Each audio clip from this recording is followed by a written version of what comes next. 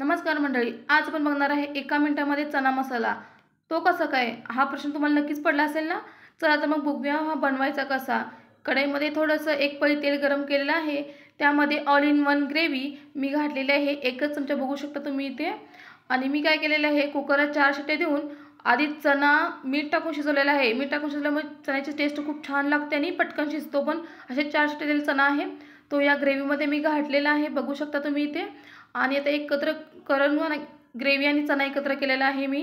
आणि थोडंसं पाणी घालणार आहे. पाणी कोमट वापरणार आहे इथे मी, गार पाणी वापरत नाही आहे. छान असं वाटीवर कोमट पाणी वापरलेलं आहे.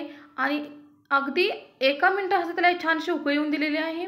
आणि बघू शकता इथे तुमचा चना मसाला तयार आहे. तोही मी काहीही केलेलं नाही, न कोणताही मसाला वापरलेला आहे, नाही कोथिंबीरची वरून गरज पडत आहे.